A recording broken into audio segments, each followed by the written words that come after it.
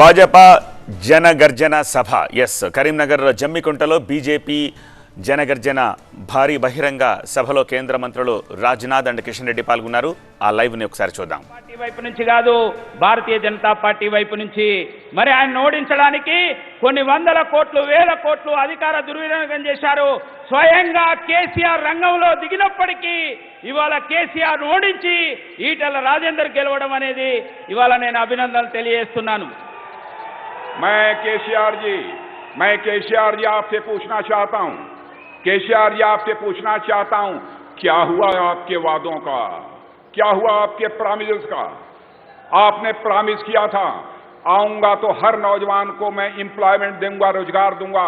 मैं आप जवानों से पूछना चाहता हूं, आपको एम्प्लॉयमेंट मिल गया है कि नहीं मिल गया है? हाथ उठाकर बतलाओ, मिला है कि नहीं मिला?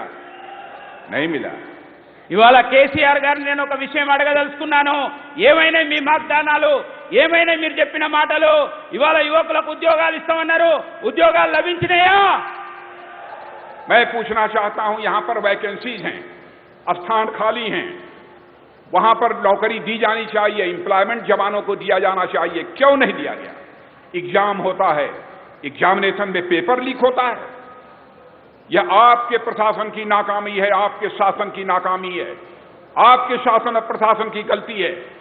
इसके लिए आपको केसीआर जी, आपको और आपकी पार्टी को, आपकी सरकार को तेलंगाना की जवानों से क्षमा मांगना चाहिए. ఈ యొక్క ప్రభుత్వం యొక్క తప్పిదాల కారణంగా, ఈ ప్రభుత్వం యొక్క అవకతవకల కారణంగా ఇక్కడ ఏ పరీక్ష జరిగినా అది లీకేజీల ప్రభుత్వం అయిపోయింది. లీకేజీలు జరుగుతున్నాయి. ఇవాళ దీనికి ప్రజల ముందు మీరు దోషిగా నిలబడవలసిన అవసరం ఉన్నది, క్షమాపణ చెప్పవలసిన అవసరం ఉన్నది. हर दलित परिवार को 3 एकड़ जमीन देने की बात आपने कही. मैं पूछना चाहता हूं, कितने दलित परिवारों को 3 एकड़ की जमीन मिली है? दलित परिवारों को बिजनेस के लिए 10 लाख रुपया देने का वादा किया था. कितने परिवारों को 10 लाख रुपया दिया है केसीआर ने? बहनों भाइयों, नेता ऐसा होना चाहिए जो वह कहे वह करे, उसके वर्ड्स और डीड्स में अंतर नहीं होना चाहिए.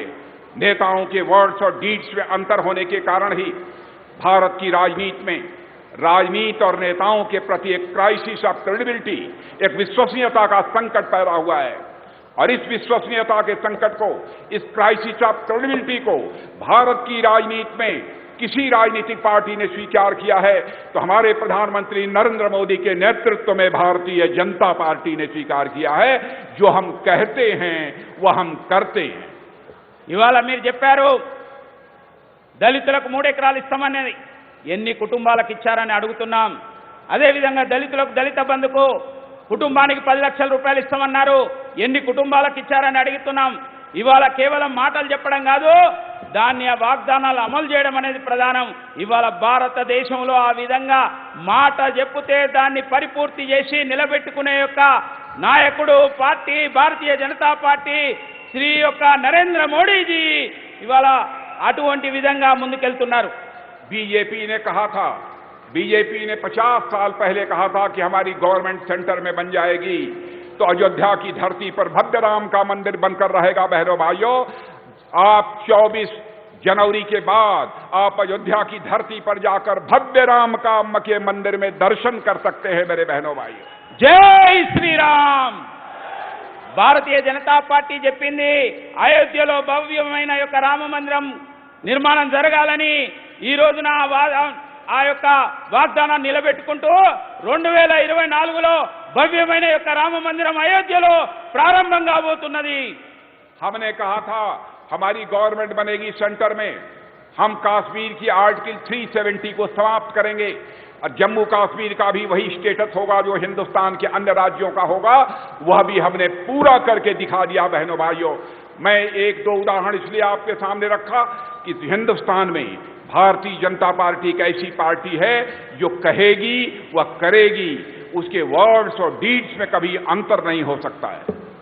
భారతీయ జనతా పార్టీ చెప్పింది జమ్మూ కాశ్మీర్లో 370 ఆర్టికల్ను తొలగిస్తామని ఇవాళ తొలగించి నిరూపించడం జరిగింది. అదేవిధంగా దేశంలో ఏ మాట చెప్పినా ఆ మాట నిలబెట్టుకుంటూ ముందుకెళ్తున్న యొక్క పార్టీ భారతీయ జనతా పార్టీ. అందుకోసమే గత అనేక సంవత్సరాల నుంచి ఉన్నది, భవిష్యత్తులో కూడా ఉంటుందని చెప్పి సందర్భంగా నేను తెలియజేస్తున్నాను.